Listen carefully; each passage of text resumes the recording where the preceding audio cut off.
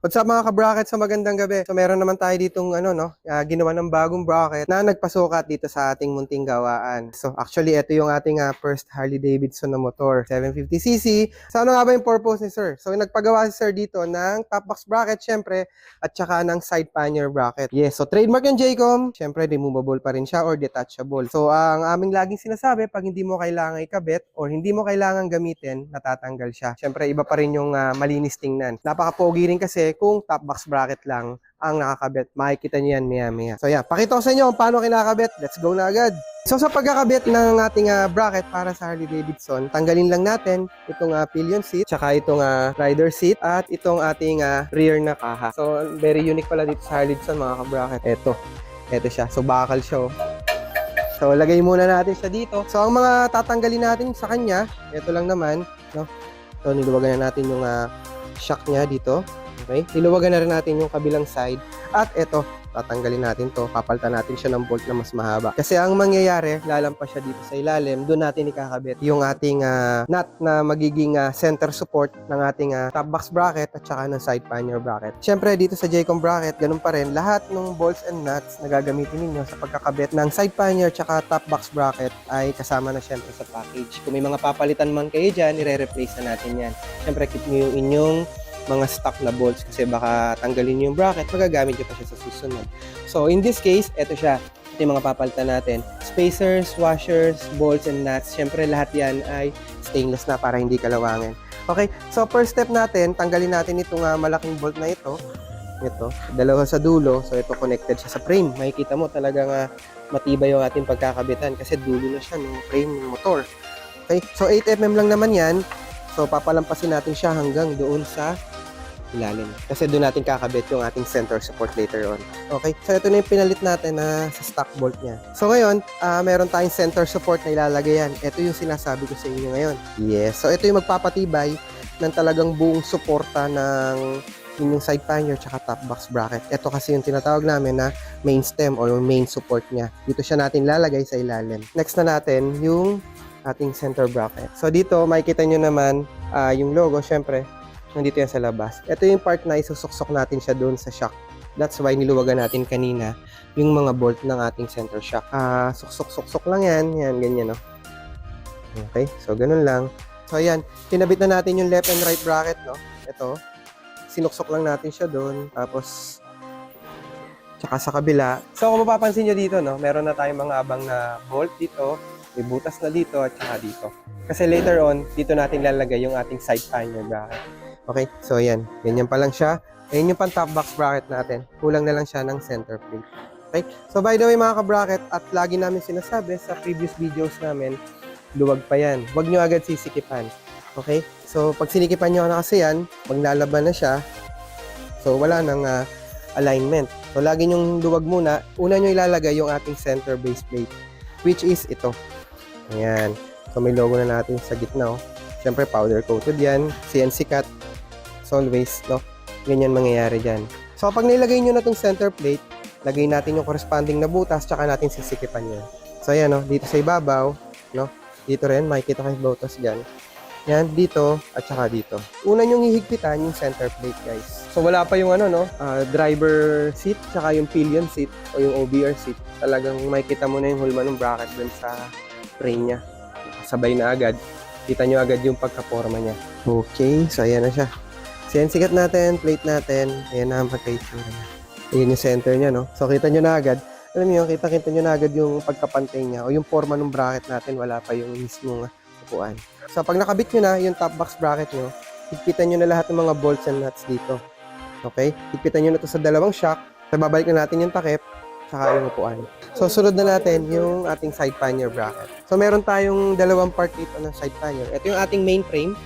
Tapos ito yung natitira nating stem. Tapos meron tayong mga bolts and spacers dyan. Makikita mo tong vein na to, guys. Ayan. So baka magtaka kayo, no? Mamaya, napaship namin yung item sa inyo. So ibalik nyo, boss, hindi naman pantay yung pagkakabend ng inyong stem. So itong letter Z na ito, itong letter S na ito, meron kasi itong tinatawag natin ito pectus eh. Ayan, hindi siya pantay. Ito kasi yung akma para dun sa ating mounting points. Kaya ganyan itsura niya. So left and right yan. Okay? So kapag hindi tumugma, nilagay niyo sa right, ibalik ilagay nyo lang sa left. Ganun lang kasimple. So, hindi nyo siya mailalagay na hindi sakto. Ganun lang siya kasimple. Okay, yan o, makikita nyo. Meron siyang pababang bend. Okay, una natin ito ilagay, guys. So, makikita mo yung may bend. Ayan o, may bend na part. Dito siya nakakabit sa mismong stem natin. Tapos yung walang pectus na part, dito siya. Kung mali yung pagkakakabit mo, syempre hindi mo siya may lalagay ng ayos. Kaya pagpalitin mo na silang dalawa. So, luwag muna, no? Syempre, luwag muna yan. Ayan. Tsaka natin ilalagay itong ating side panel. Okay? So, makikita mo dito, may tatlo siyang butas sa gitna, isang butas sa ibabaw. Okay? So, itong may butas sa ibabaw na to, dito natin siya ilalagay. Sa part na yan. So, again, kung magkakapalit man kayo, hindi nyo naman siya may lalagay na sakto. Kaya pagpalitin nyo lang ulit. So, ayan o. Nakabit na natin siya dito. Yung mas maikling spacer, syempre. Then, dito naman yung mas mahaba. Tapos, ito yung ating letter Z kanina na sinasabi ko sa inyo. At syempre, huwag nyo kalimutan, nandito yung parang may pectus. Kinabit na natin sa kabila. Ayan. Ganun din. So, ayan. Nakikita nyo na yung mga, yung forma o yung final na ating itsura. Okay? So, ayan. Mga maluluwag pa yan, guys, no? So, huwag nyo kalimutan, yung left and right bracket natin, luwag pa. So, dahil luwag pa yan, silipin nyo lang sa ilalim kung pantay ba yung side panel nyo bago nyo sikipan. So, pag nailagay nyo na sa mga bolts niya, corresponding bolts, nuts, washers, spacers, syempre, nasilip nyo na kung pantay yung left and right bracket, then, ito na yung final step natin. Higpitan na natin lahat ng bolt, no? Siguraduhin natin na nahigpitan natin lahat at walang matitira na maluwag. Syempre, importante rin yan kasi baka magkalus pa yan during ng biyahe. Alright, so ayan, nakabit na natin. Nahigpitan na rin natin lahat ng bolts and nuts. So, siguro tingnan natin kung kamusta yung lapat ng mga bracket natin. Kung may tatamaan ba, baka may magasgas siya, no? Alright, so ito na mga bracket. Nakabit na natin yung pillion seat at saka yung ating driver seat. Okay, ayan na yung pinaka-itsura niya. Okay, so ayan, no? Pogi, no? Tingnan natin sa gilid. Okay. So makikita niyo yung yung ating style ng bracket. Naka-pulma siya dun sa mismong pinakalikod. Tapos makapansin niyo dito. Ayan, oh. So pag nag-signal light siya, nag-turn siya ng left and right signal light niya. Visible pa rin doon sa kasunod niya yung signal light. Ito yung pinaka-importante diyan. Medyo in-elevate natin yung itsura ng bracket natin doon sa signal light. Siguro inch higher siya doon sa signal light para syempre yung mga matataas na driver o mga truck, halimbawa, visible pa rin yung iyong tail light. So, minsan nasa highway ka na hindi nakita, no? Lalo na kapag meron ka ng top box. So ayan, medyo safe pa rin yung pagkakagawa natin. Okay, so ang kagandahan dito, no, isa pang maging benefit dito. So mapapansin nyo dito sa Harley Davidson na motor na ito, wala kasi siya ditong kapitan. So whenever na magpa-parking or aakayin mo yung motor mo, so wala kang magiging kapitan para i-park mo ng ayos yung motor mo. Kung di, ito lang. Okay, ayan, ayon yung kay owner mismo. So medyo mahirap. So ngayon, maganda yung benefit niya. Meron dito. Kita nyo yung spasyo ng kamay ko dito. Saktong-sakto siya kapag ikay magpa-park o kaya doon sa iyong OBR. Pwede rin dito kumapit yung OBR mo. At yung advantage ng oval tube, mga bracket. So masarap siya hawakan. Hindi katulad kapag flat bar lang, medyo masakit. Siyempre flat kasi may kanto eh. Okay, so yan. So pwede ka maglagay dyan ng bag, side pannier. Okay, so napakatibay niya. Nakabit na natin si side pannier tsaka si top box.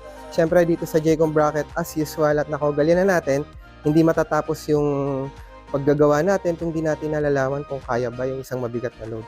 In real life or sa totoong buhay, hindi naman talaga kayo magsasakay ng isang buong tao. Pero in this vlog, for video purposes only, for durability test only, subukan natin kung kaya ba ng bracket na ginawa natin yung ng isang buong tao. Tingnan natin. So ito, yung tao natin, si Boss Alden, no? Yan, isa sa magagaan nating tao dito. Talagang yan, sinakyan na agad, no? Sinakyan na agad. Ayun na! Ayun na, di ba? Di ba? Kita nyo? So, maliit lang yung tao na yan, guys. Oh. So, kita nyo? Kita nyo yung sound ng shock. So, yun yung nagpapatunay na talagang may load na nangyayari dun sa bracket natin. Okay?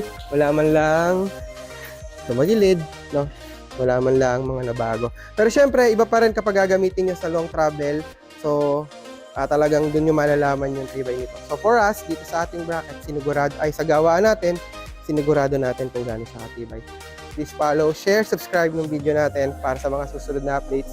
The Harley Davidson Street Rod 750. Okay, so yun lang. Jaycon Bracket po ulit. Magandang gabi.